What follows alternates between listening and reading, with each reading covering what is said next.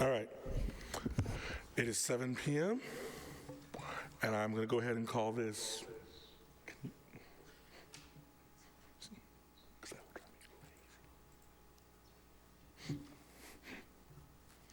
Okay, it is 7 p.m. I'm going to.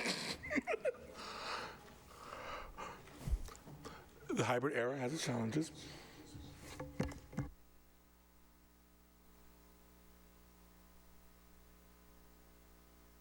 All right, I'm going to go ahead and call this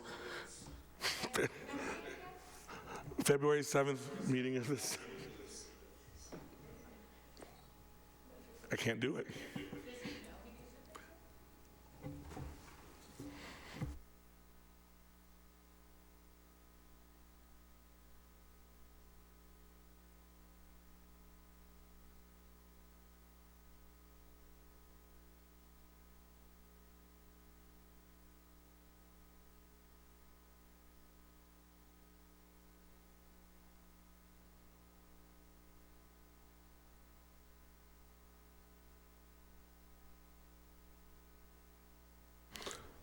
Testing.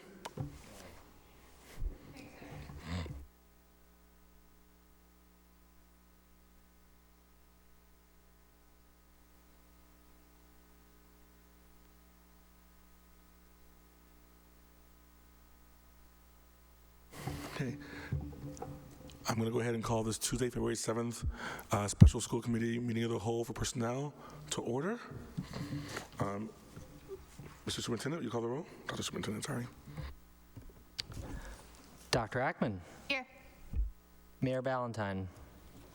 Ms. Petone. Here. Dr. Phillips. Here. Ms. Dion. Here. Ms. Barish. Here. President Ewan-Campen. Here. Ms. Krupchen. Here. Mr. Green. Here. We have a quorum. Fantastic. First, as always, we will go ahead and introduce our translators, interpreters, excuse me, starting with our Haitian Creole interpreter, who can go ahead and introduce himself for the audience. Allô, bonsoir. C'est nous avons interprété pour nous en créole haïtien ou à peser l'autre, et puis pour créole haïtien. Hello, my name is Cynthia. I'll be the Haitian Creole interpreter for tonight. Thank you. Next, we will do our Spanish interpreter. Hi, good evening, team. This is your Spanish interpreter, Tracy Pichardo, simultaneous interpreter. Hola, buenas noches. Soy la intérprete de español de esta noche simultáneamente. Team, I will interpret quick how first to select the Spanish channel.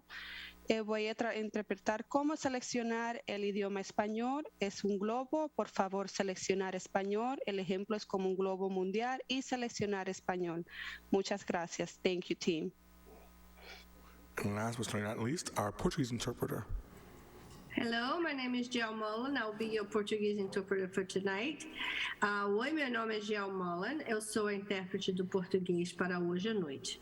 In order to listen to this meeting in Portuguese, please look for the globe and click on Portuguese. Para entrar na sala para o português, por favor, procure o globo e selecione português. Obrigada. Thank you. Thank you. In accordance with Massachusetts Open Meeting Law, please note that video and audio of this meeting is being recorded and may be shown live on both local cable access television and on the City of Somerville website, and will be available for future review.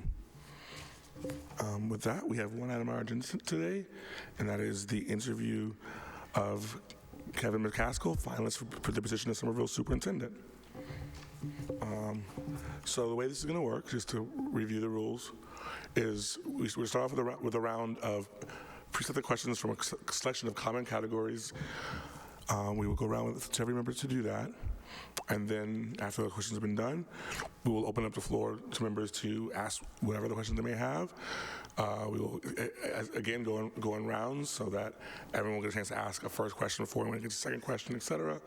However, if people have follow-ups to questions that have been asked, they may ask them immediately. Yes. Absolutely. I know. We will recess until Mr. Haskell comes back.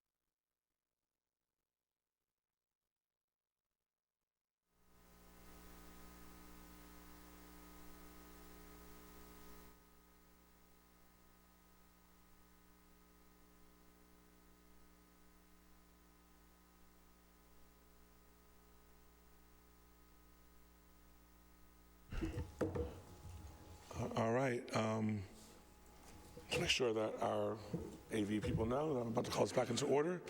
So, no, thank you, Ms. Fatone.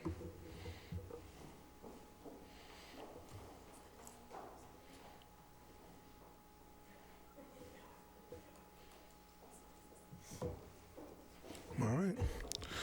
Then I call this meeting back to order. As I was saying, before we do all the other questions, however, we'd like to give you a 3-minute introduction. So whenever you're ready, just go ahead and hit that button and the microphone will come on. First and foremost, thank you, everyone, distinguished staff. I really appreciate this opportunity. I'm humbled by this opportunity to address you this evening. I look forward to your questions. And just very briefly, Kevin McCaskill, Assistant Superintendent in the Office of Secondary Schools for the Boston Public Schools. I look forward to tonight to share some of my experiences over the past 35 years of educational experience I've had throughout the pre-K-12 strata. I hope that my answers are sufficient enough that I will be in consideration for the superintendency of the city, for the city of Somerville Public Schools. And I'd like to discuss my educational philosophy, which is based on the belief that it is an educator's moral obligation to provide an educational experience that inspires, motivates, piques curiosity, encourages and emphasizes work ethic, resiliency, and perseverance, as well as develop a culture of lifelong learning. By this means, it involves utilizing research-based instructional methods and strategies integrated with social-emotional learning pedagogy, which will maximize student outcomes and the overall school experience for students. Coupled with this is a leadership philosophy that is grounded in distributive leadership across the organization. With that as being said, it is based on the following tenets: collaboration, personal and organizational accountability, cooperation, and a commitment to the well-being of every single stakeholder in our school system. So I look forward to tonight of questioning, and I'm ready for the first question. I'm actually going to have to take the first question myself tonight. And it's actually a nice segue from your introduction speech. When you were interviewing people for positions, how do your core values influence the way you assess a candidate for a position as an administrator or a teacher? My core values of one, again, as I indicated in my philosophy, it's a moral obligation. This is a duty that I have, a commitment to the families of Somerville and the families of every single student who is here enrolled in the city of Somerville, to work hard, to work with integrity, to work with dignity, and a sense of pride, to provide the best possible resources, support of other educators, to deliver quality education from a pre-K-12 perspective. It is, again, a duty, a moral duty, and I always want to put that emphasis on moral because it really puts it on personal responsibility and accountability to make sure that our administrators are in a position of success, who in turn will make sure that teachers are in a position of success, utilizing the tools and resources needed to make sure that every student has a quality education here in Somerville. Thank you. I'm not sure, super helpful to understand your values. I think he was specifically asking about when you're interviewing people for positions. I think that part of the question was missed. Sure. How do your core values influence the way you assess a candidate for a position as an administrator or a teacher?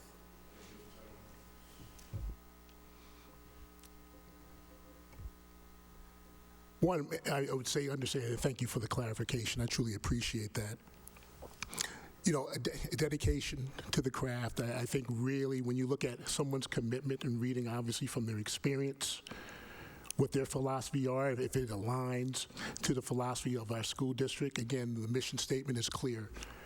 And here in Somerville, you have a holistic approach to the development of a child, from the intellectual, the social emotional, as well as the physical potential.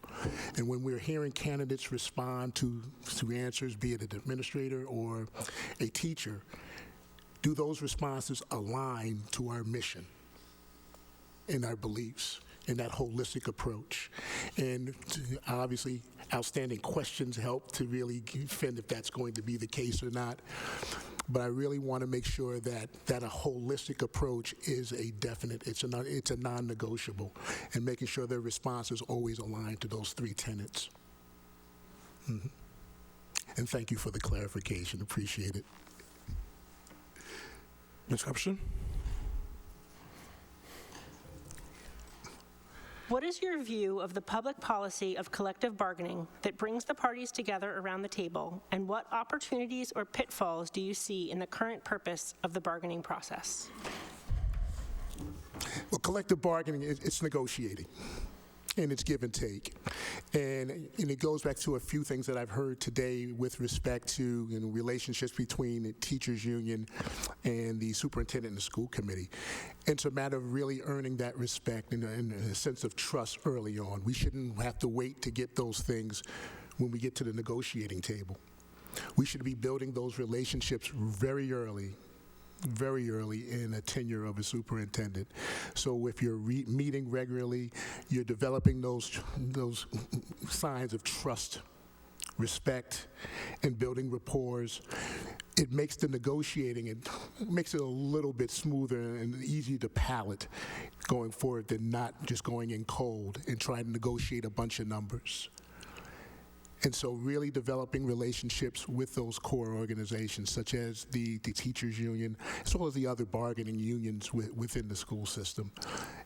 Building that rapport very early is going to make a huge difference, because there will be some tedious times, but since it is built on respect and integrity, again, I think you can come to resolve much more than what we have seen on the outside in some of our neighboring school districts where it hasn't been that way. Mr. Tone, you have a follow-up? Yes, thank you. Can you share a bit about your own experience with collective bargaining? So either as a team member, as leading the bargaining, or and if you had an opportunity to successfully complete a contract and be part of that? Yes, during my time at Putnam was designated as a pilot school, which meant you had to work a work election agreement, which was outside the realm of the Springfield Education Association. And what occurred is that we had to extend time, which also meant there was more money involved to paying teachers extended time.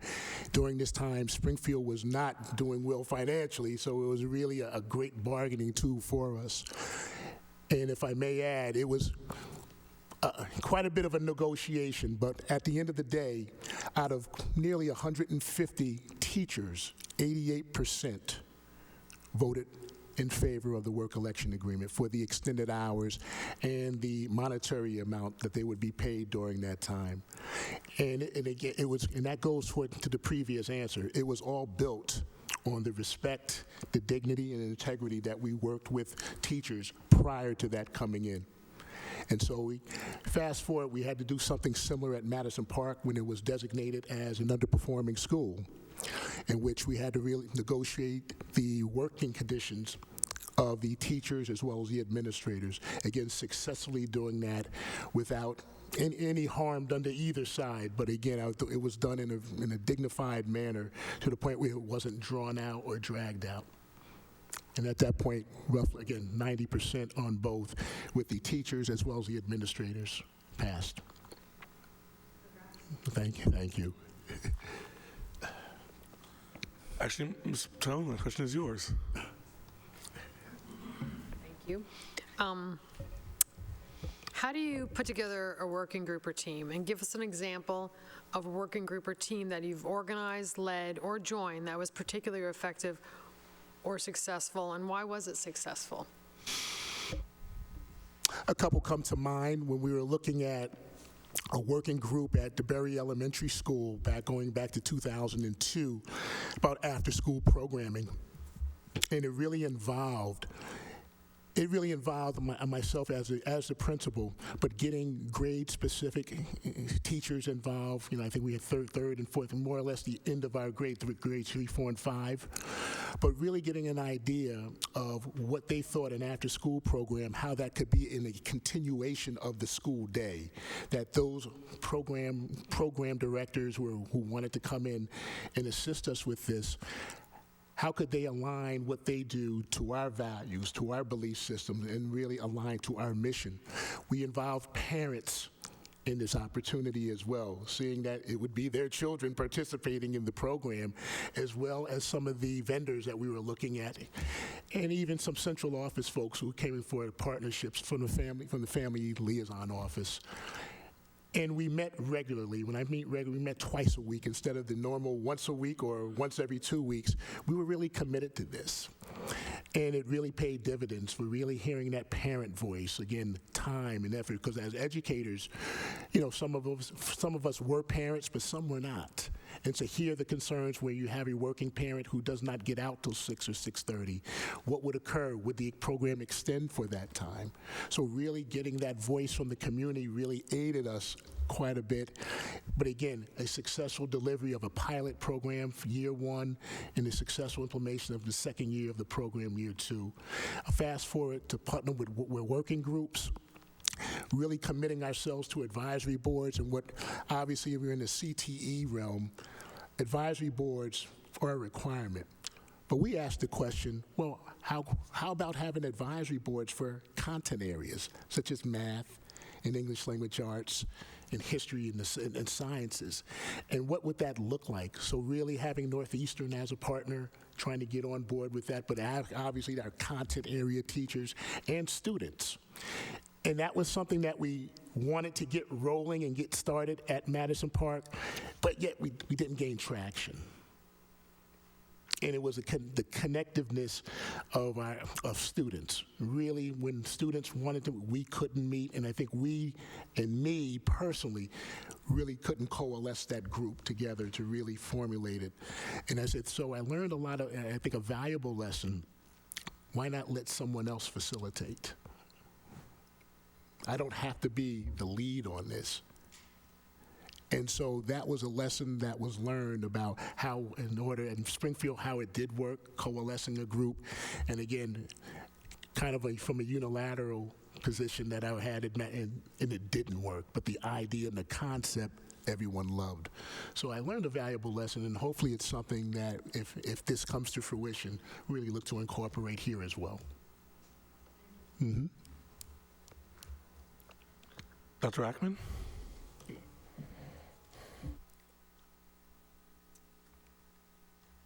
What is your familiarity with the administrative procedures and requirements of a special education department? One is compliance, and the third would be compliance, so making sure that you are meeting all the required meeting times as well in the annual reviews. But as I stated today in some of the groups that I was in, let's get beyond compliance. Compliance is something that we're supposed to do. How do we start working towards students really gravitating towards the least restrictive environments? How do we work towards a more inclusive environment for our special education students? And so when you look at a special education department, compliance is about numbers, but I believe students are more than numbers. Actually being a part and being a sense of belonging, how do you measure that? A lot of that might be anecdotal.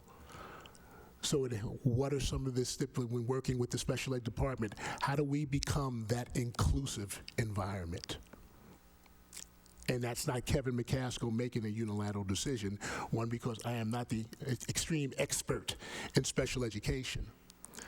But what do we look at when we look at advancing ourselves to in a train in a state of mind about what we mean as a city of Somerville really making a commitment to inclusivity?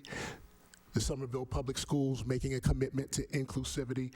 What does that look like? And I'd like to be part of that team, going to Ms. Pitone's question, be a part of that team that really draws that out. Because we can always say that we have met all our compliance issues, but what does that really mean? Does that mean that we are advancing and offering access and opportunity to every single child who is on an IEP or a 504 accommodation plan? And it's kind of rhetorical, but let's get a group to go beyond that and really get some, and then we can determine those metrics of what they look like. But making sure, obviously, the special education director and everyone in that department is working on those things, as well as a collection of folks from the community. Would love to have teachers, special education teachers from our for our K-8 schools, as well as the high school, be a part of that, and the early childhood center as well. Ask a follow-up? Can you talk to me about sort of when you've experienced a parent having a different perception of what than what an IEP planner wants for a particular child, and what you see as sort of an ethical way to respond to that? Really get an understanding, and I think, thank you for that, Father. Really get an understanding of where the parent is coming from. You know, this is what the school is seeing, and you're seeing, so tell me more about why you think this placement, and really try to get as particular and specific as they possibly can. And then I think the parent sees that we're trying to work this through as opposed to dictating a policy, but we really want to get a true sense of why they feel that this particular segment of the IEP does not work for them. And really have our staff really tease that out with the parent, as opposed to saying, well, as an edict, this is not going to work, this is not going to happen, but really see that if it has some value, let's incorporate it. Let's incorporate it and see where it goes. I'll follow up as well. So you mentioned that you were not the expert in all things special education, but you have, at several points in your career, done school design work. Yes, indeed. Can you tell me about a time that in your career you may have actually implemented policies or practices that did lead towards getting students to a less restrictive environment, or in whatever way you want to measure success, improve the experience for special education students? The co-teach model, which we incorporated in Springfield as well as Hartford. When you have models that call for an additional staff member in particular classes, but the co-teach model is a model just not having two adults. It is really a choreographed segment of education where two people are working in unison to meet the needs of students in that. We had a couple of school designs that called for the co-teach model, and I know folks have tried it. But one thing that we were in Hartford very intentional about is saying what is going to be the training. Training and professional development are crucial to successful co-teach models. And that was something, again, in a couple of the designs that we had, really met the need of, again, that co-teach caused an inclusive environment for those students. Thank you. Next, Ms. Barish.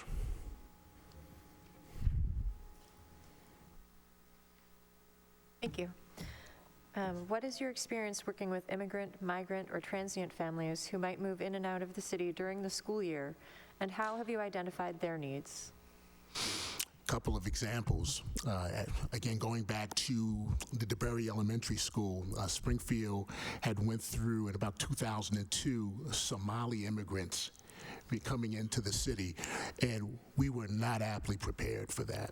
And these students were enrolled, and the next thing you know, they're in our schools. And obviously, language, huge barrier. Culture, huge barrier. And now it was kind of like COVID, where there's no game plan set. So how do we make this work? We did not have Somali families in the area, and so what we did remember is that, well, we have partnerships with post-secondary education partners. So a call to Mount Holyoke College, which is right, not too far from Springfield, had Somali students who were willing to come down and support us with it. One of the Jewish organizations also provided assistance as well, but that was a quick fix to a much larger issue.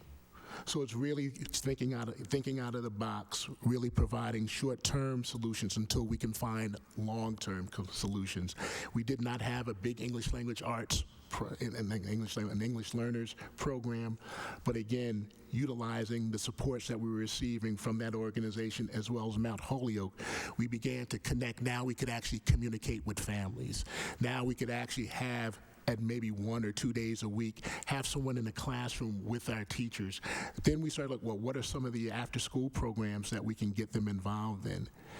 And it became more of a getting back more of a working group, but how do we really solve this from a collective perspective? And so that was one instance in which with immigrant students, but also I would say for Madison Park, where we have I believe you have a SLIFE program here. We adopted a SLIFE program at Madison Park, and now we're talking about older students who are ages 16, 17, and 18 who have been separated from formal education for either no education or very little education. And one of the things, the key was hiring staff that really had access to families, and we were very fortunate to have 2 teachers who were just outstanding. Great support from the Boston Public Schools English Learners Department, again with materials and resources, as well as professional development opportunities. So now we're seeing a system that, from my Springfield example with no infrastructure, now to a systems structure with supports from central office. One of the key pieces that we had to add in is obviously there's such intensive support for them with respect to language acquisition. We had to be mindful, Madison Park is a CTE school. Every student is a CTE student. So really starting to work, instead of getting them in the shop, we started with workforce development skills, the professional skills. Most folks call them the soft skills, but we were actually getting them the professional skills prior to selecting a program. And after about 1.5 years, 2 years, they were actually integrating themselves into the programs. So it's really going back to, if we are truly going to be an inclusive society of educators, this is how we operate. All means all. And to make sure that our SLIFE students receive access to those same CTE programs it was paramount for us. Mm-hmm. I have a follow-up. Actually, I want to dig in a little bit more on this life experience. Sure. Because it's something that we've also here in Somerville seen an increase over recent years. And while our efforts to serve them, we do better than the national average. That's like saying we do it at all. But obviously outcomes are not where we want them to be for these students. So given your experience, if you had the opportunity to make structural and programmatic changes to a district to make it as a whole more welcoming to those students and their long-term success, what are some of the ideas you might have on how to do that? Really getting an understanding of the cultures that we're working with. So many times when we have immigrants coming in, it's how do we assimilate, get them to assimilate to what we do before we get an understanding of who they are and what their culture entails. And so really getting a true understanding of individuals who understand their culture, can educate us on that as well, but making sure that that filters down to the teachers and administrators who will be working directly with them.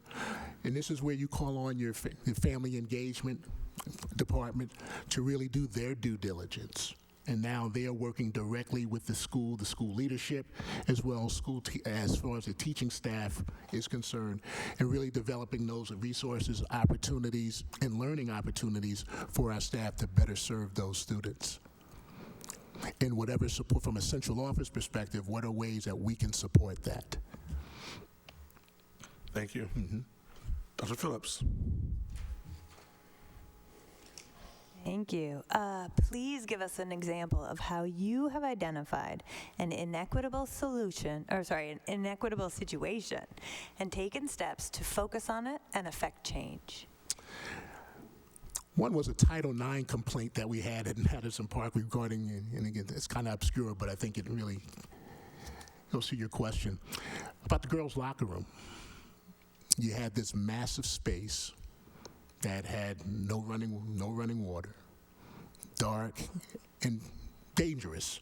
And a complaint was lodged, and through the assistance of one of our administrators who was really on it, we got the district to to get a $6.6 million renovation for a girls' locker room. And it was the dogged persistence of individuals saying that, how come our boys have these facilities? And trust me, they weren't the best. They weren't the best either. But they have a working shower. They have working showers and they have lighting and such. But we have this monstrosity of a locker room for the girls in which nothing operates. And so that was I think it was a win.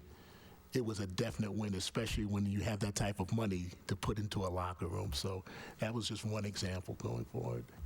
Yes. Go ahead. Thanks. And just to follow up on that, what was your role in this? What did you do? Big cheerleader.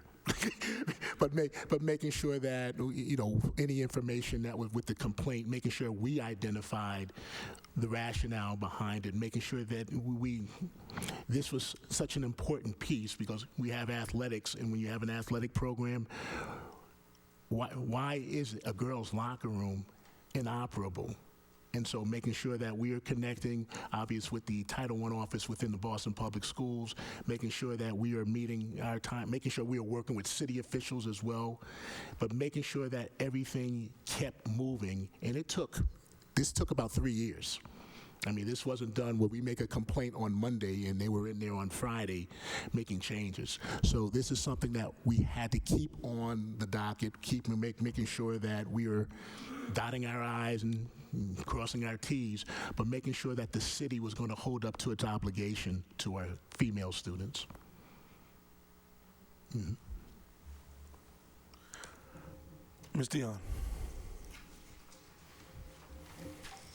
Somerville prides itself on educating the whole child.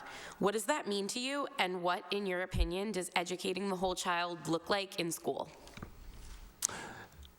Mind, body, and spirit. Mind, body, and spirit. And this is something that has come up quite frequently today, and again, I think in my opening commentary, it's something that's very dear to my heart, where we are looking at the development of a child. And it's not, academics is important. It's one of the firm rationales for students being involved in education, formal education. But if we are not making sure that they are in a position to be nurtured, well-centered, and have opportunities, access and opportunity to showcase physical talents that may be from the arts, music, athletics, and as such, that well-roundedness is crucial to every single child here in the city of Somerville. And what are the means that we can do this from a pre-K-12 perspective to accentuate that value of wholeness? And again, going back to my philosophy, it's a moral obligation.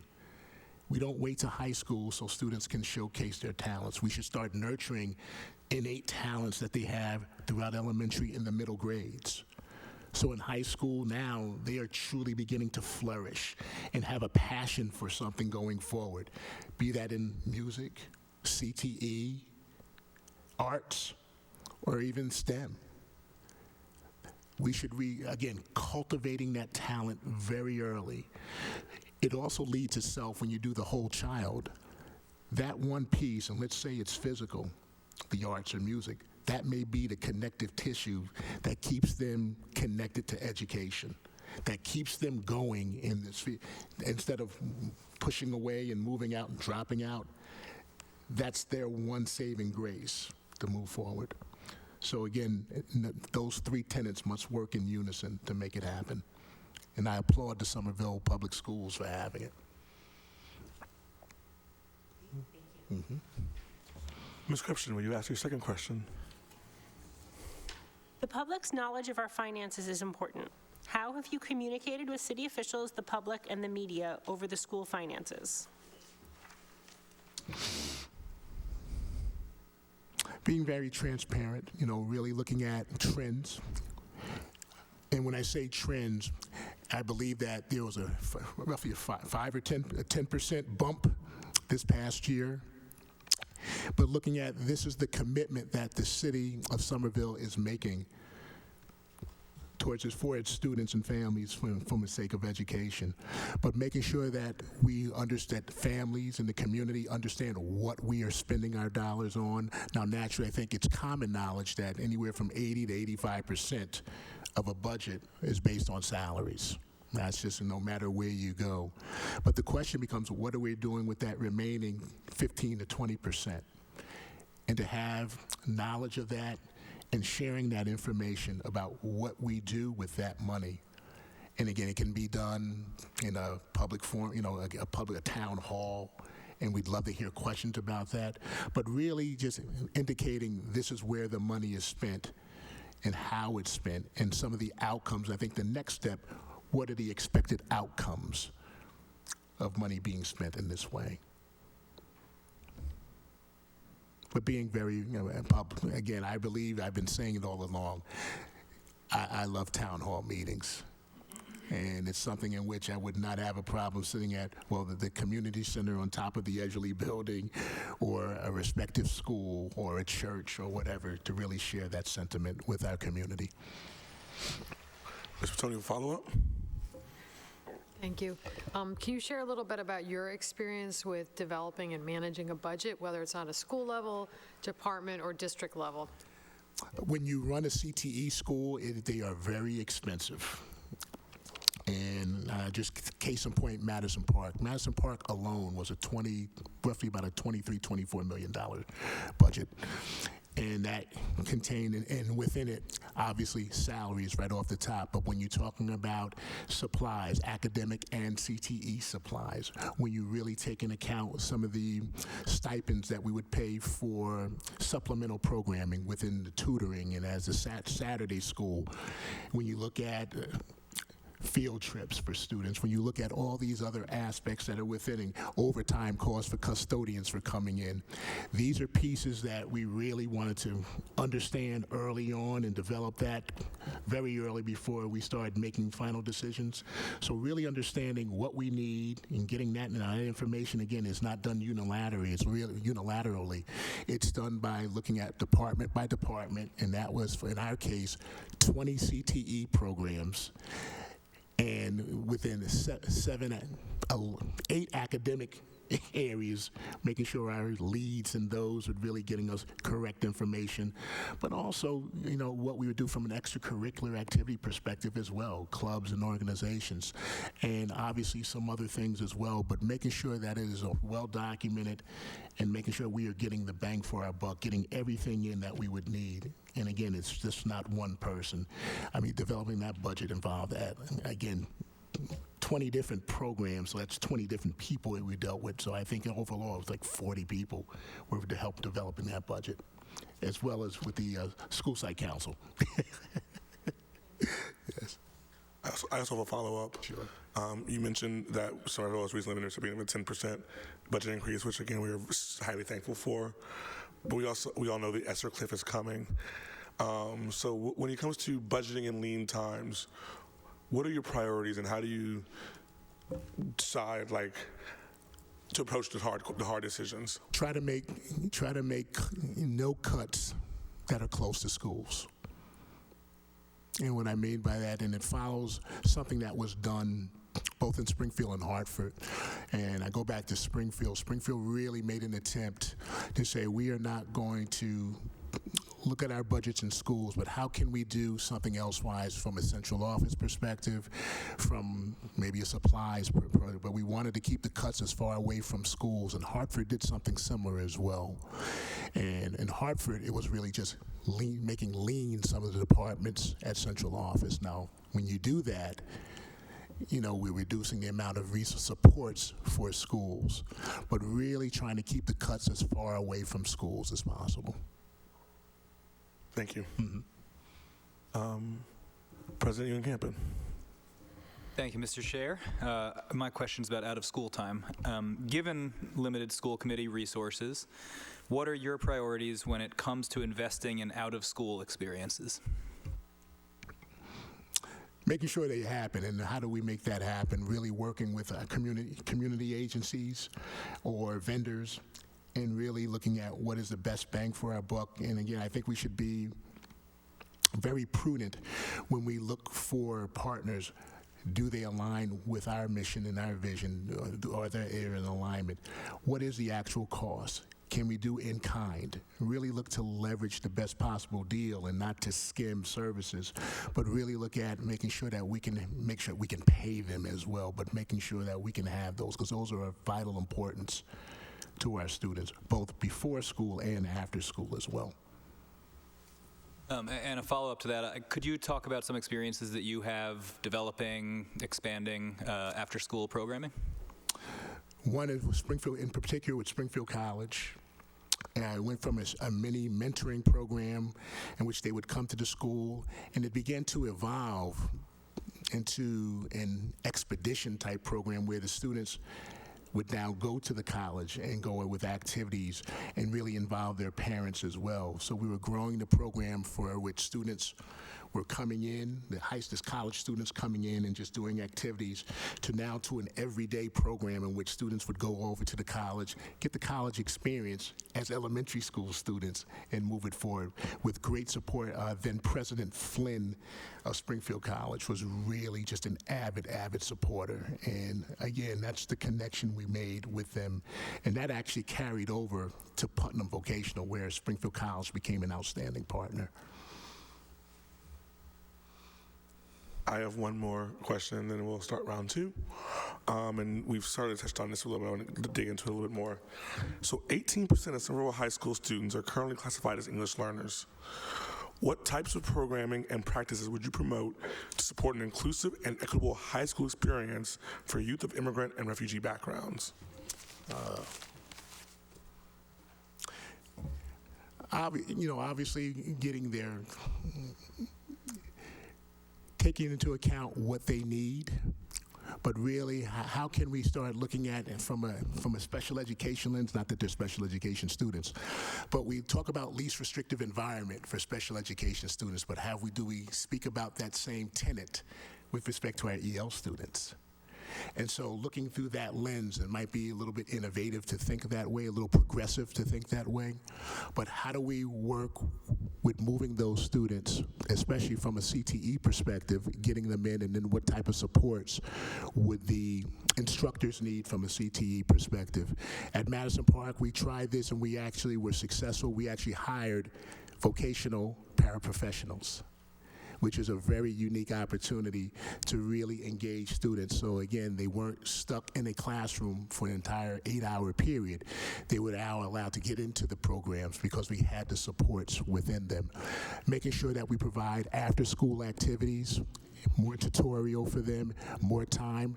We created a Saturday school program in which they was exclusively for them, getting them additional supports. And that was under the umbrella of that entire 22-week program. So looking at those resources, both human and capital resources, to really support those students. Thank you. All right, so that concludes the prepared portion of this evening. So as we go into the first round of member questions, members, if you have questions, please raise your hands and we'll go through in order. Dr. Phillips. Thank you. Would you say establishing and maintaining systems and structures to get things done is one of your strengths as a leader or one of your weaknesses? If it's a strength, please offer some examples. If it's a weakness, please tell us how you work around it. And if it's somewhere in the middle, feel free to do a bit of both. Somewhere in the middle. I think when we look at specific structures, when we look at grading structures and the such that are normal procedures, I think it's okay. But when we start thinking innovatively, which I really like to think, I think I love big picture, but I always need folks around me to say, how do you reel that in so we can sustain it? So really working as a collaborative effort with folks who are much more detailed oriented than myself really makes things work. And that's why I'll be looking for more detailed individuals to really help me hone down those big ideas into structures that are sustainable. Thank you. Mm-hmm. Description. This job can be very stressful and all-encompassing. What do you do to have fun and make sure that you don't burn out? A lot of walking. Walking, listening to music. If you ever see me and I'm in the office, I play music constantly in all genres of music, jazz, gospel, and the such. And again, and it really centers me. And it really gets me to the point where it clears my head of anything that may be bothering me that day. And if it really, I'm having one of those days, guess where I go? Schools, especially elementary schools. It's something about a young child that just makes it, lights up your day.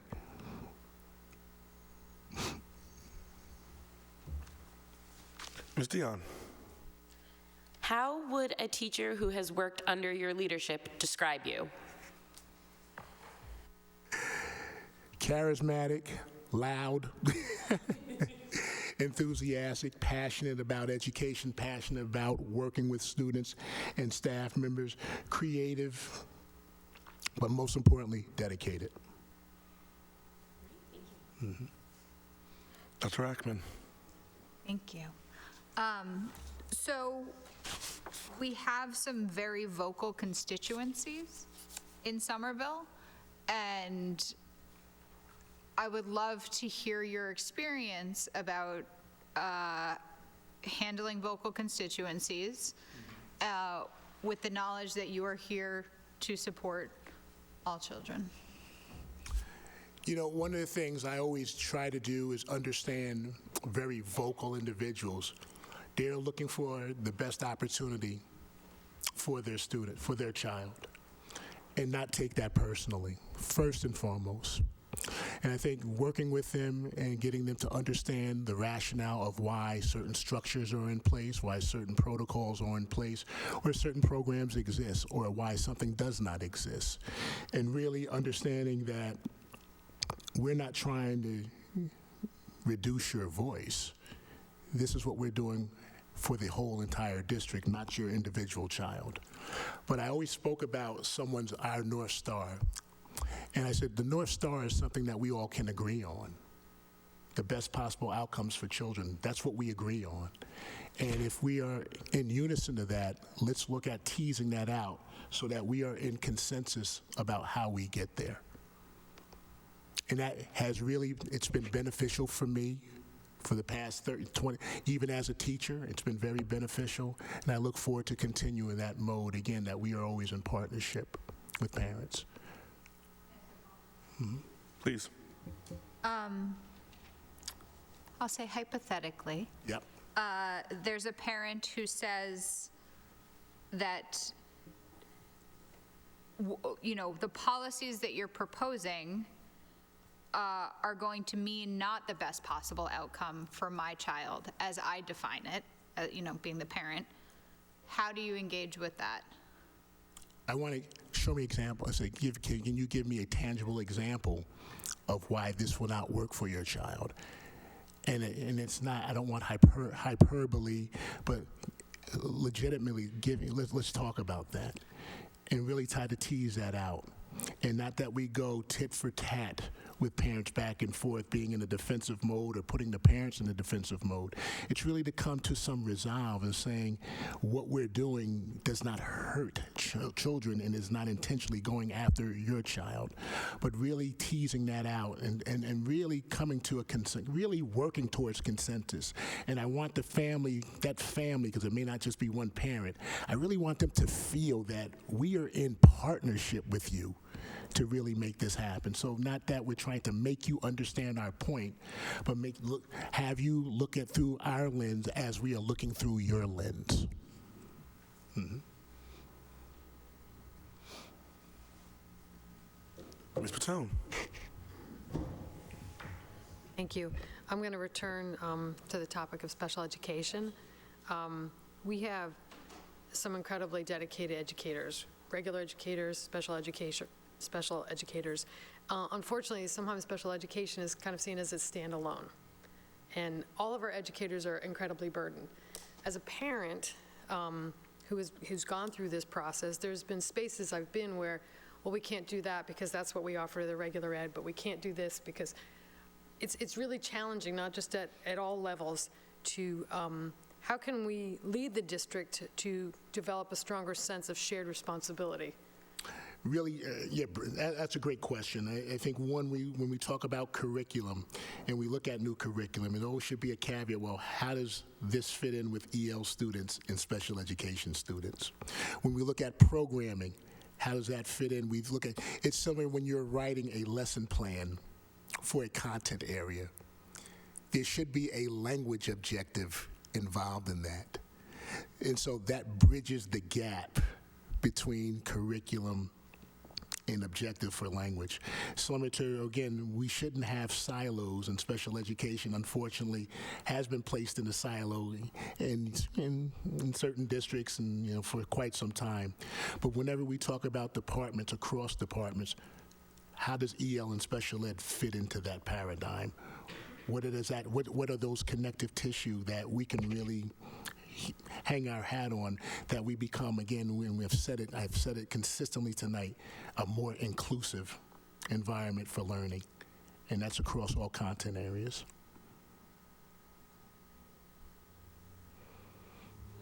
So I understand the reference to curriculum and programming and sort of that particular headset. Are there, and this is a structural problem, and it's not necessarily a problem unique to this district. It's partially because of how special education is designed with the law. But do you have any particular process that you would take or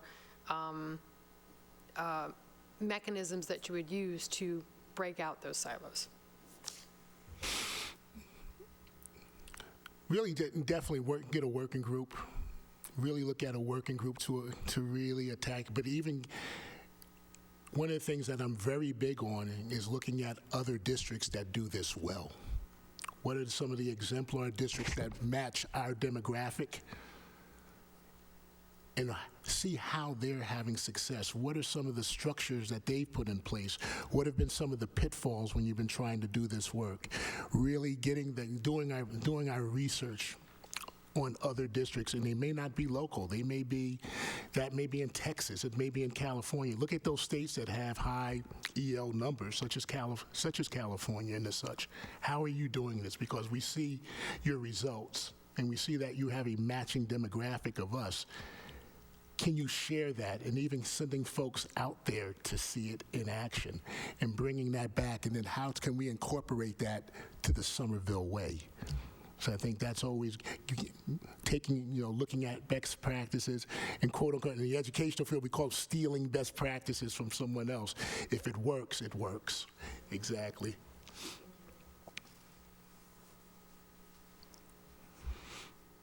All right, I'll ask my first question, I think. And that is, no matter how prepared you are when you step into your first superintendency, you can't be prepared for everything. No one could possibly be good at all parts of the job. So from your perspective, that first year, what are the things in which you might need extra support, be it mentorship, staffing, scaffolding, but where are those spaces of the job you think you might need extra support in your first year as superintendent? Really understanding the role of, because I obviously coming in from being a principal in a central office person, it's a different seat. I would look for, obviously, people who I know in the field who have been superintendents and currently are superintendents, really understand their counsel, really get an understanding, and hopefully get a mentor superintendent to really assist me through that, listening and learning and as such, but really looking at the individuals such as Mr. Mazza and Dr. Curley, getting their counsel. They've been here. They understand the workings, and really leaning on those individuals for getting greater understandings of Somerville, getting greater understanding of the school system itself. Because by no means will I come in as an expert on July 1. And it will be definitely leaning on others to really improve my knowledge, increase my, my acumen of how things have been going, what are some of the challenges, but then looking at some of my colleagues who have been doing this in a similar demographic of students, as well as those who have been in major urban districts, bigger urban districts, and saying, well, these are some of the pitfalls that they're seeing. So really getting others to order my steps as well. Dr. Ackman? Thank you.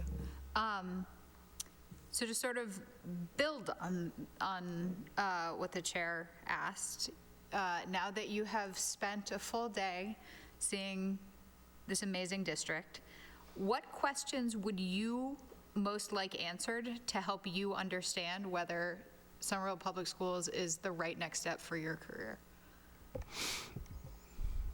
Well, if anything is indicative of what I saw today, I know inherently this is the district for me. When I see educators have a sincere and authentic love of what they're doing, when I see principals speaking passionately about their schools and some of the things that they've been going through, when I see students in our elementary schools just full of smiles and really wanting to be in the schools that they're in, going to the Winter Hill School, needing that school needs a touch of love from a facilities perspective, but you couldn't tell that from the smiles and the faces of those students and those educators. That's a district I want to be a part of. When you can feel, when you walk in and you can just feel the passion that every student is loved. And you don't get that every place. And I got that today. Over here at the high school, when high school students greeting you with a handshake, and who are you? Can you tell me a little bit about you? It was fantastic. And seeing teachers introducing themselves. That doesn't happen every place. So when you ask the question, how do you feel? I felt that I belonged today.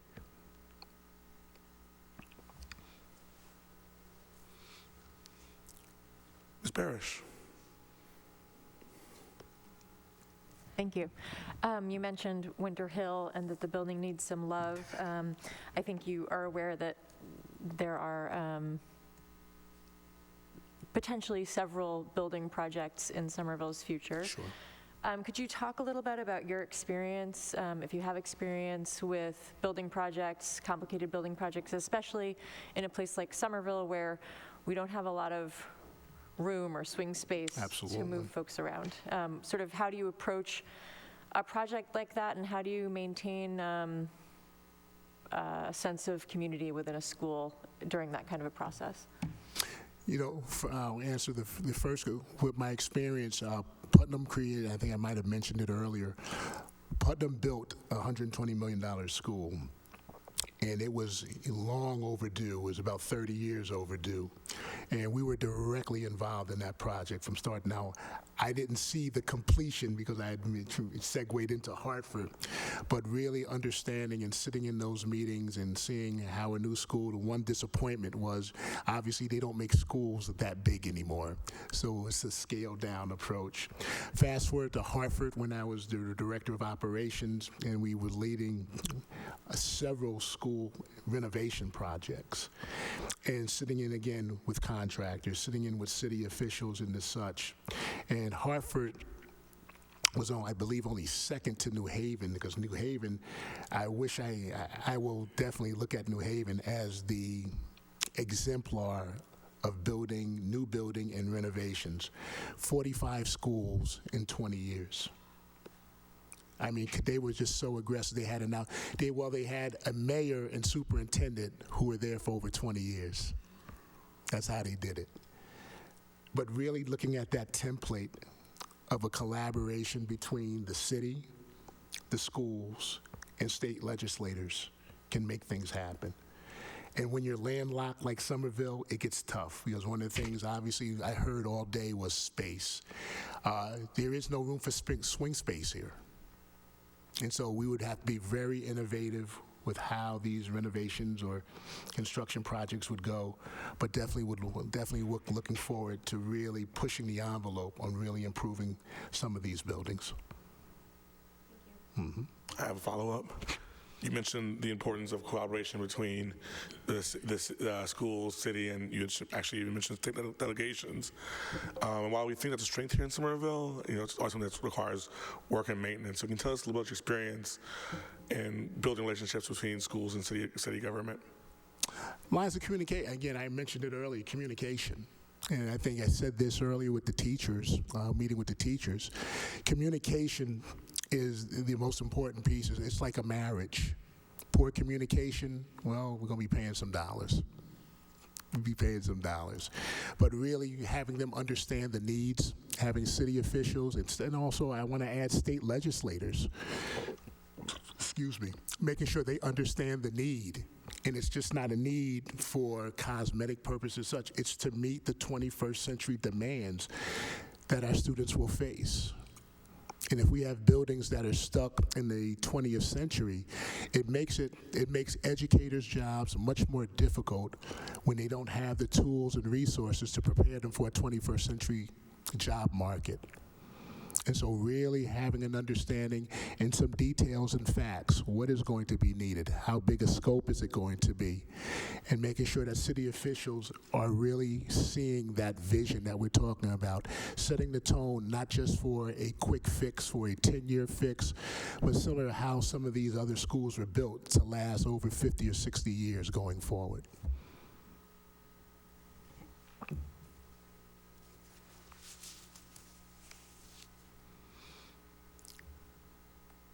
Once. Go ahead, Mr. Sun. Sorry, I'm just picking and choosing, I apologize. Okay. So this is something in response to constituents.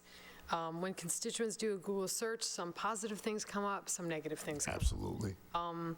You know, there's some questions from the community, particularly around financial audit at one school and having to take a leave at another school. Absolutely. If you can take an opportunity to speak to these, it'd be really important to our constituents to hear from you. Oh, absolutely. And it was something I shared with the teaching staff this afternoon. While I was at Putnam, as you know, I was assigned from the William and DeBerry Elementary School to go to Putnam Vocational. No high school experience whatsoever. And so it was done because of leadership, and he felt that I could really go up there and do a decent job to really just stabilize the school. Unbeknownst to me, a CTE school is a very demanding school, and obviously they have a budget, a different type of budget. Some of it involves revolving accounts that are outside of the realm of the general budget. Knew about them, didn't know how they work. We didn't have a business manager like most schools did.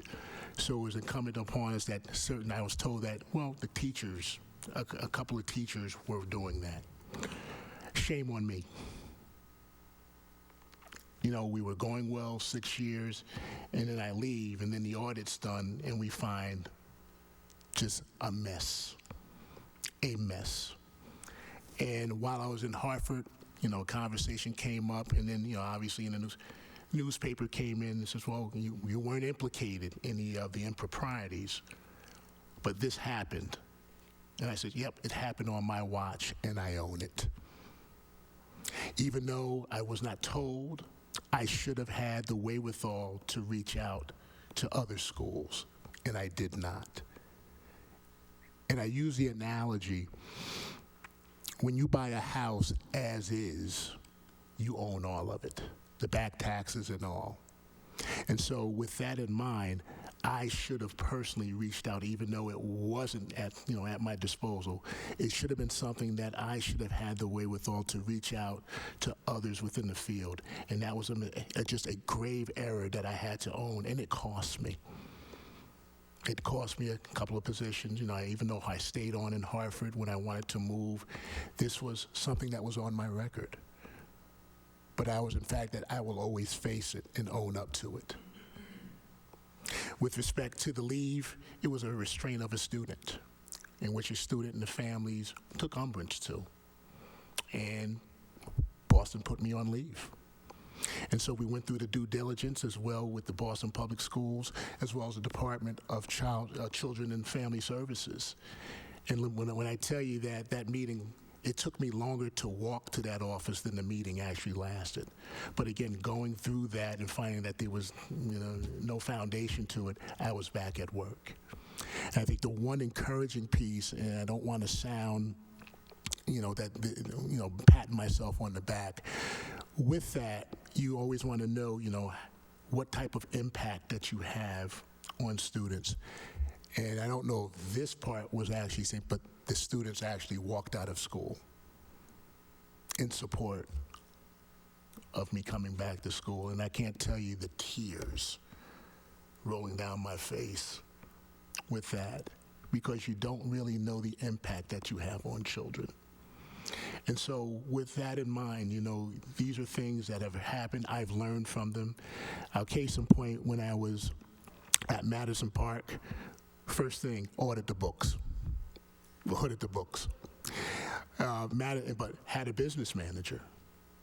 Madison Park's financial structures were actually adopted by the Boston Public Schools for student accounts. So I will never trip over the same log twice. And so again, those are things, I face them, I answer those questions, and I will always be very upfront and honest with those. Mm-hmm. Mm-hmm. Ms. Dion. I was watching the community meet and greet earlier today, and the topic of homework came up. We recently revised our homework policy. It was something that had started before COVID, and I was just wondering, what do you feel is an appropriate amount of homework for each age group?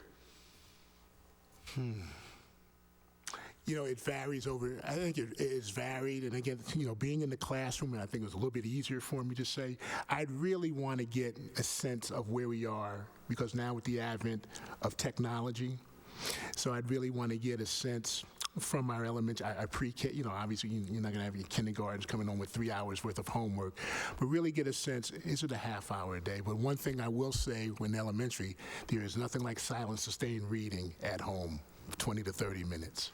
That should be a staple. But really work with our schools to make sure that it happens. Mm-hmm. Dr. Phillips. Thanks.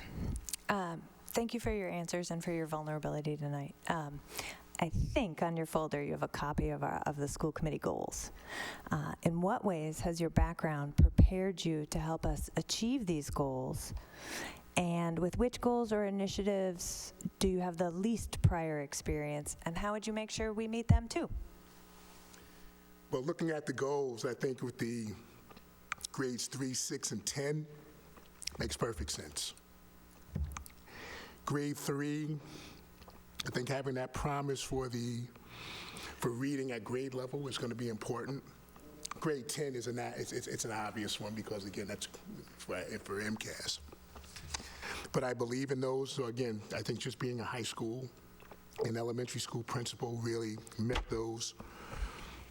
When I look at the social emotional piece, that's the one where you look at how is that going to be implemented and integrated throughout. And I would really want some real support around that one. The last one, when you talk about the 80% of students participating, we had a similar number at Putnam and at Madison Park, where 80% of the students will be involved in one of those entities, but also an extracurricular activity.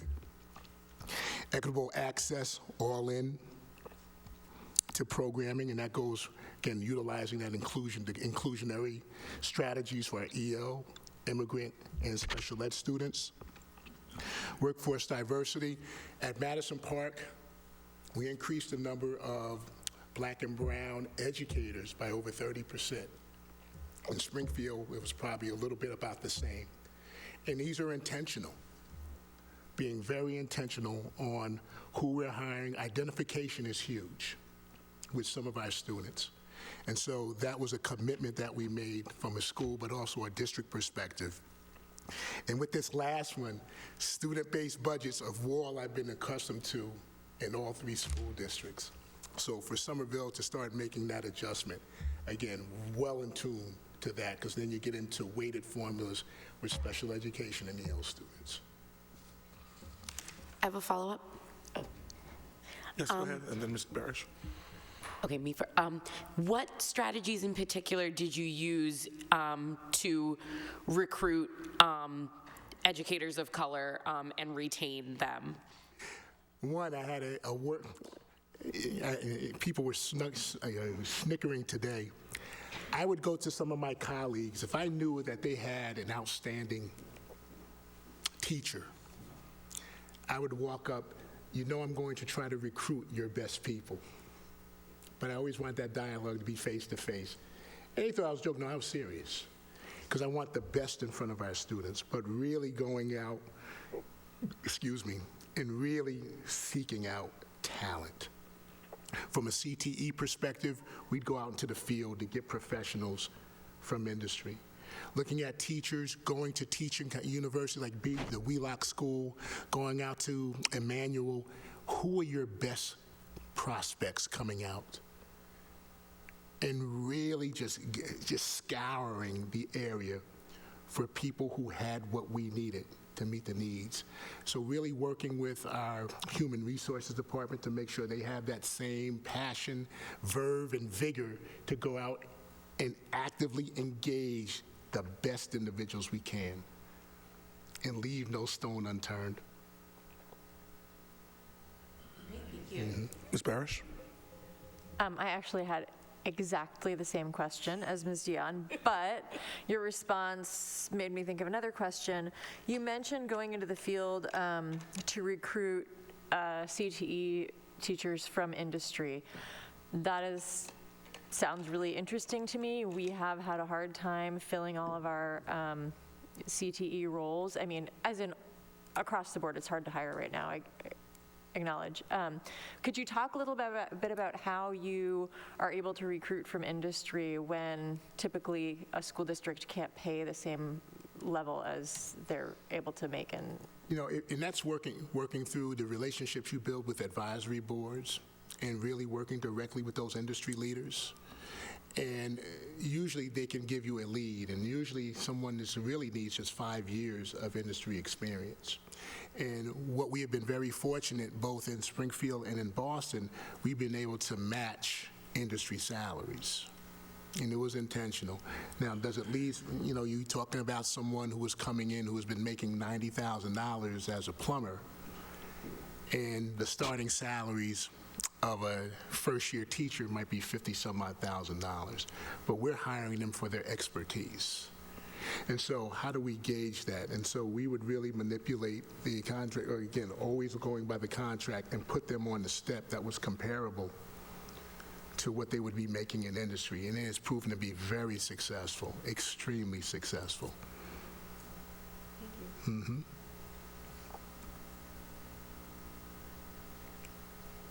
I'm going to go Dr. Ackman.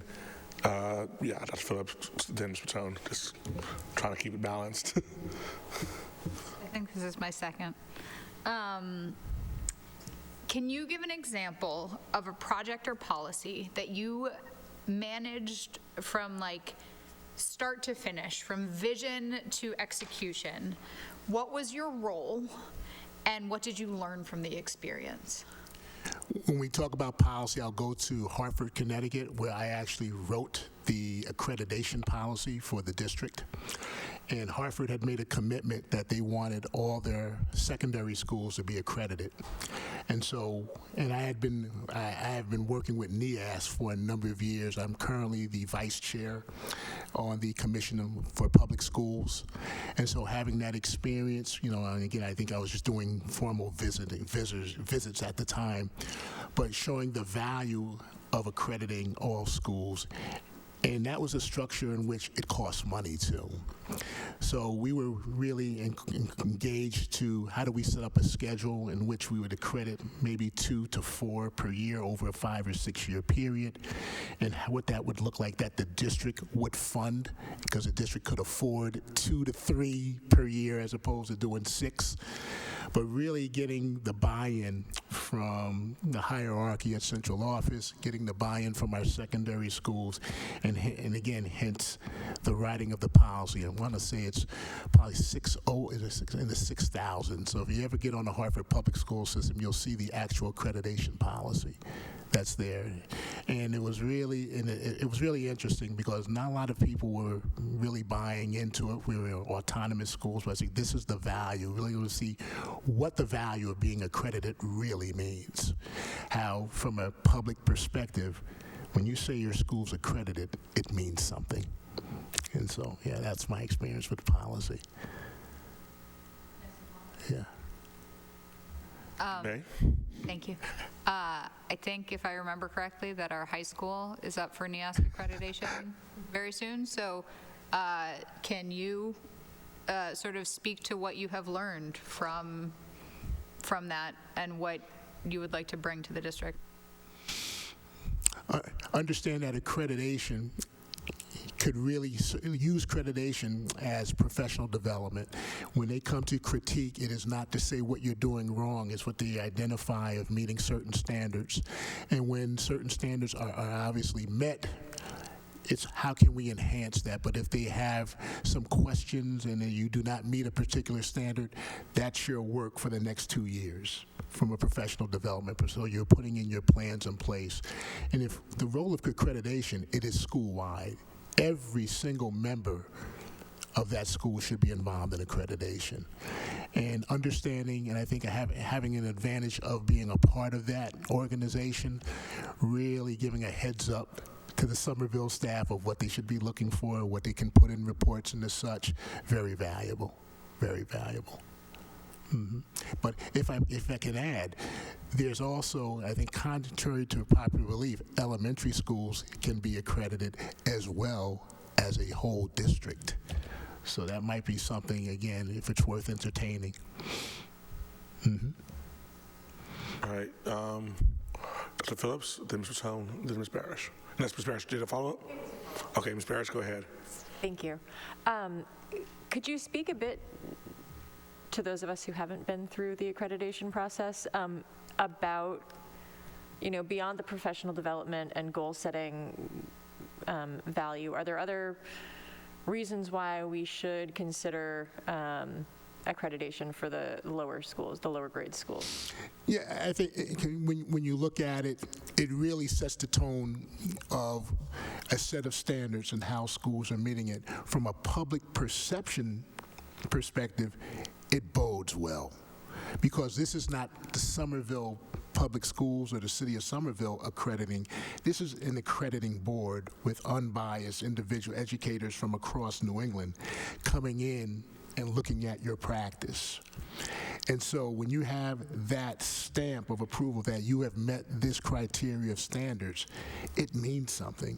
And let's say that from a K-8 perspective, and obviously schools are K-8, if you have something that didn't meet some foundational standards, it gives you an unbiased look of what should be done, because sometimes we may have a blind spot when we're looking at our schools. But someone coming in with a new, fresh set of eyes can really, again, give us some insight on, well, maybe these standards you're falling short, and these are some recommendations. They give you recommendations. And so those recommendations can serve as a professional development to really not only hone that, but really improve upon your practice. Dr. Phillips. Thanks. What is your personal belief about the proper role and function of police in our schools, and what will you do if your personal beliefs differ from those of our students and families?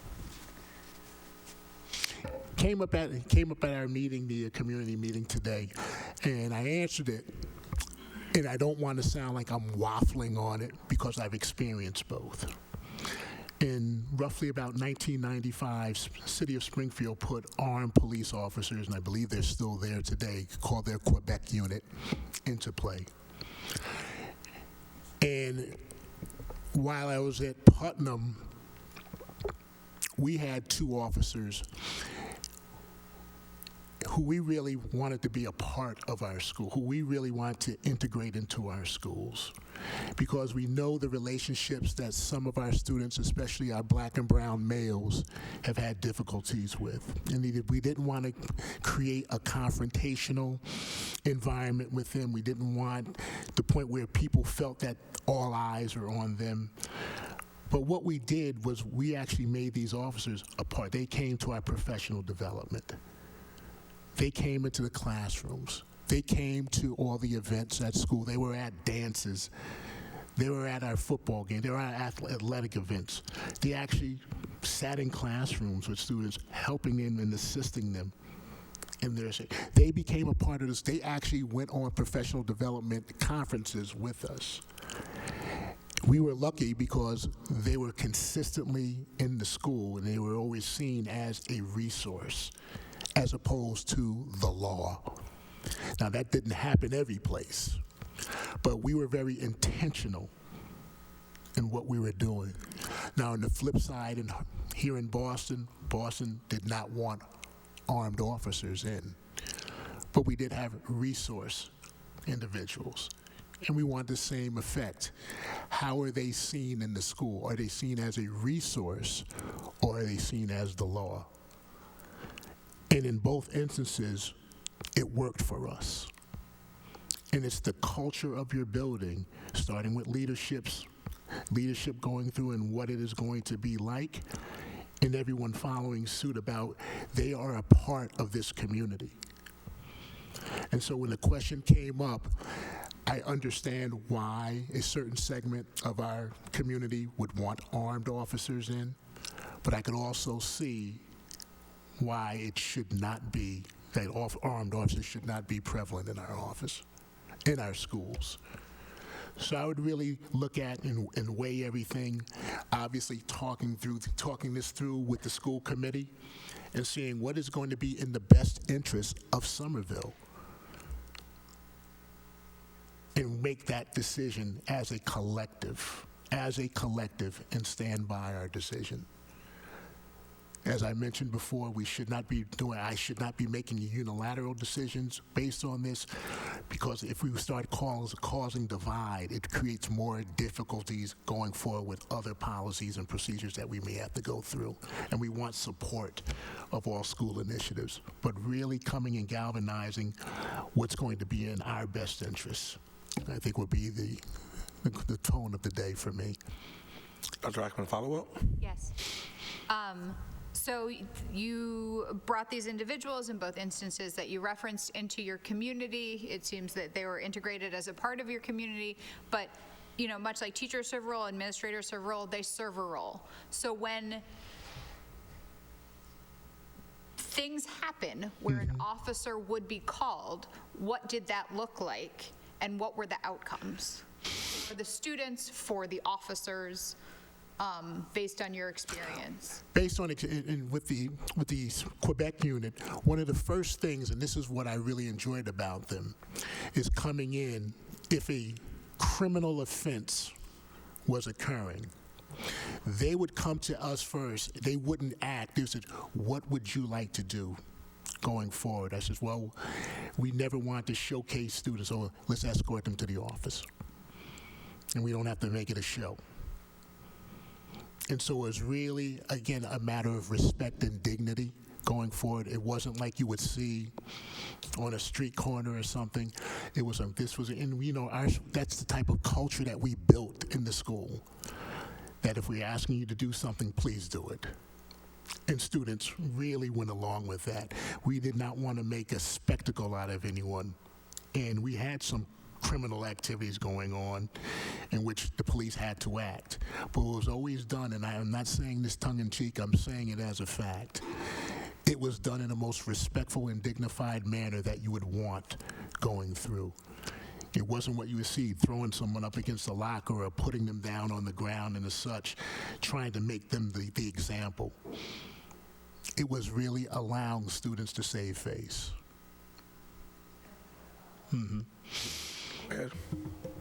Should an officer not behave that way in one of our schools, how then, as the leader of the district, would you handle the situation?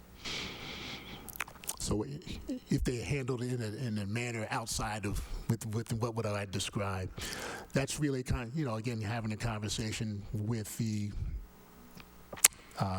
mayor, school committee, as well as the commissioner on what's going on, and really having that deep conversation, probably within closed doors, and saying, what are some of this is what occurred, and what are some of the ramifications. This is the ramifications that it has on our school community, and what are you going to do? What are you going to do? Because there is a sense of they make errors. Students make errors, and they shouldn't be lifelong errors going forward.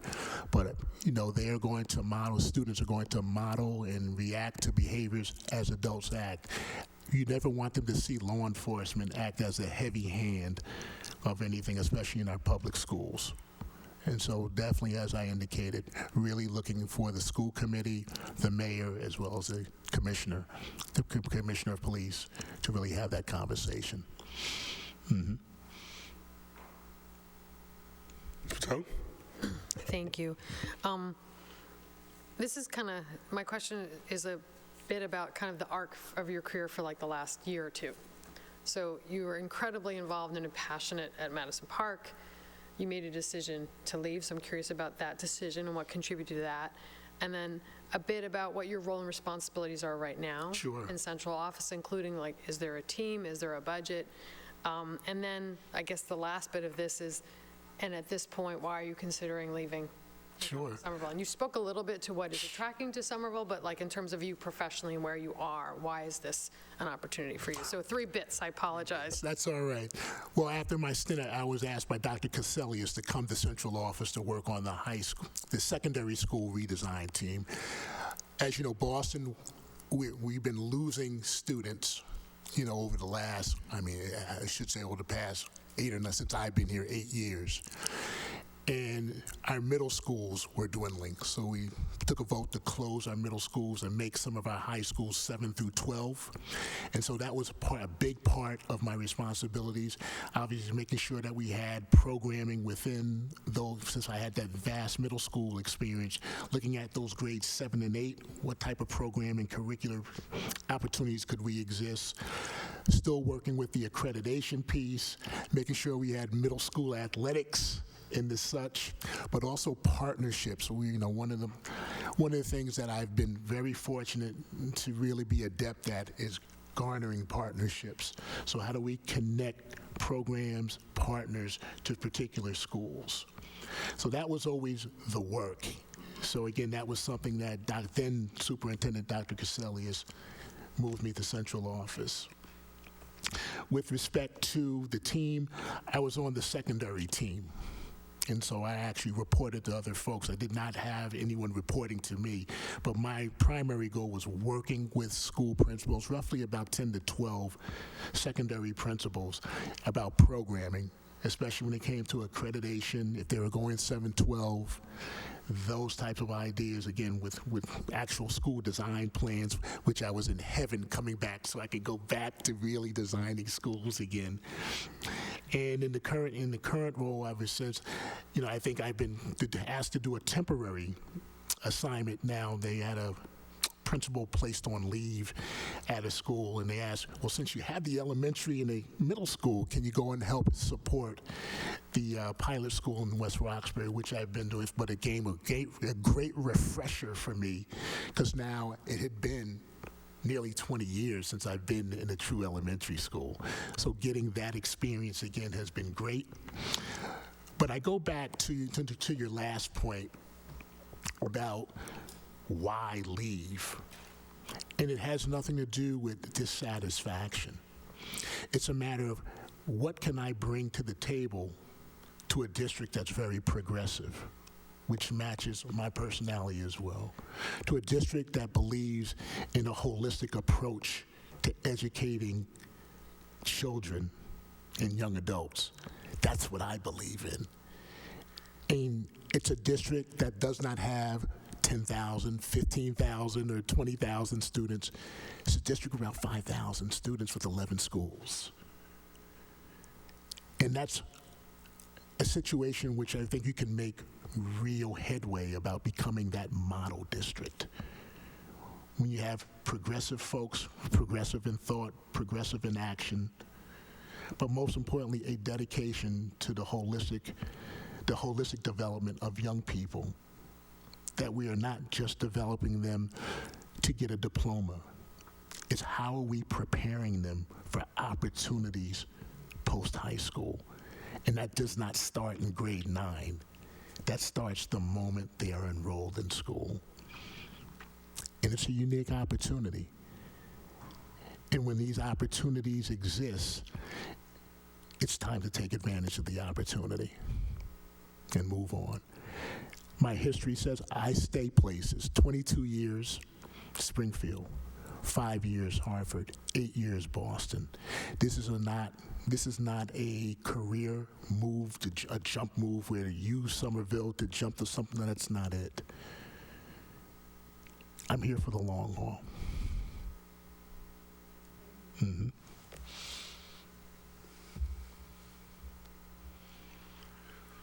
Ms. Parrish.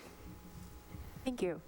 You mentioned that a large part of your position, I believe it was the position before your current role, was developing programs and partnerships. And you also spoke earlier about working with, I think it was Springfield College. Mm-hmm. Could you talk a little bit more about how you develop relationships with either academic or private institutions, and how you think that might, how you might bring that skill to Somerville? It's really looking at what's needed, and what does an organization, an institution, what do they have to offer? And so when you find that, it's really going to people who can make decisions quickly. We have been fortunate, and I'll use a couple of examples. I don't know if you're familiar with the North Bennett Street School, which is, if you don't, is the oldest vocational post-secondary school in the country. But when you look at it, and I had heard about it, and I wanted to know more about it, and so it had never had, the school had never had a connection. I'm saying, well, geez, we do the same thing. Why don't we? That was a quick call to the president at the time, and say, well, we have these programs. And he said, well, let me connect you to some of our programming individuals. So our first venture was a summer program, a paid summer program for 10 students. And from that success, it became, how do we grow this? You know, when you think of North Bennett Street School, it's more than just their preservation carpentry and their carpentry program. They have a jewelry making program. They have a bookbinding program. These programs connect to programs at Madison Park. How do we grow them? In my role as the assistant superintendent in the Office of Secondary, is like North Bennett Street wanted to increase their volume from a middle school perspective. What better way to draw middle schools than to have a program at the North Bennett Street School for those students, to learn and take an exploratory program to get them interested in that. From a post-secondary perspective, again, it goes back,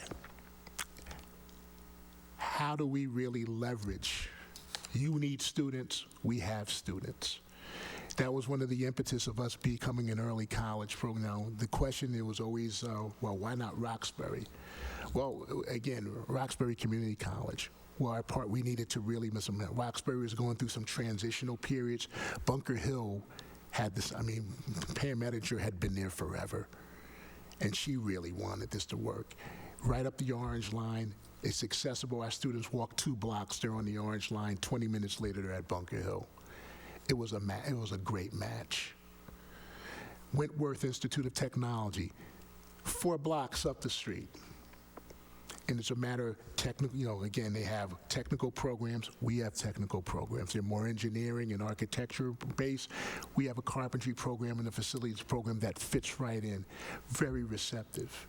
Northeastern started out with athletics, but it started to build from a professional development from their School of Education to then it became a co-op opportunity for their facilities program, for their facilities department.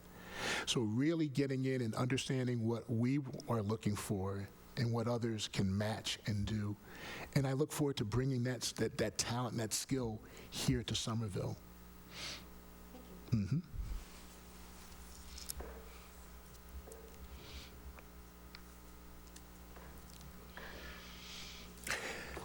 Ms. Masson?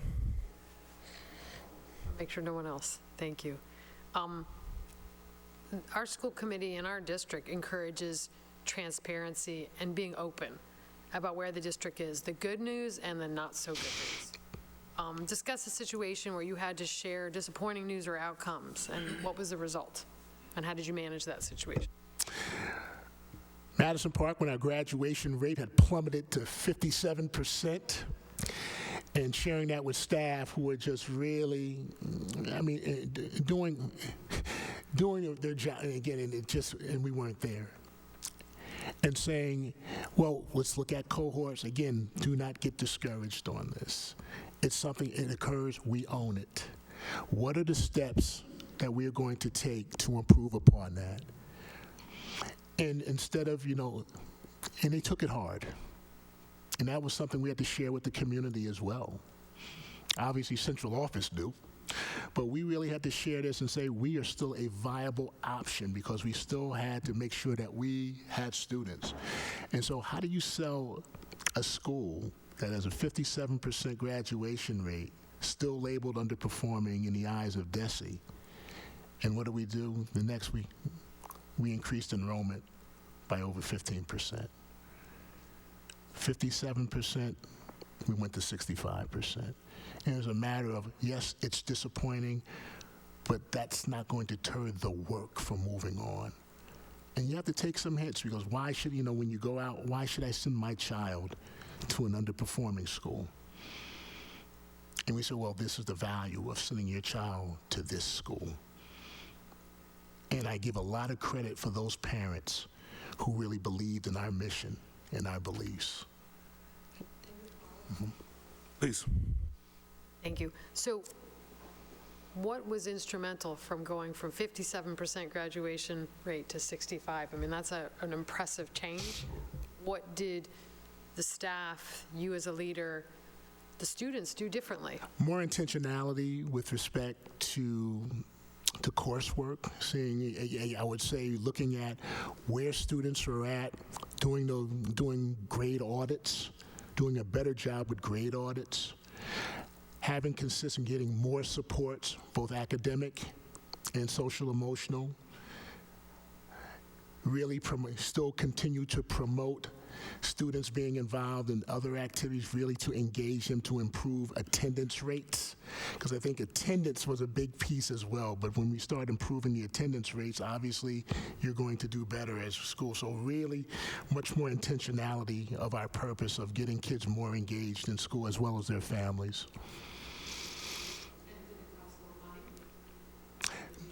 Same stats. No, yeah, money did not change. It gives reevaluating our strategies within that context. Mm-hmm. Going once. Going twice. All right, I have one last question then for you.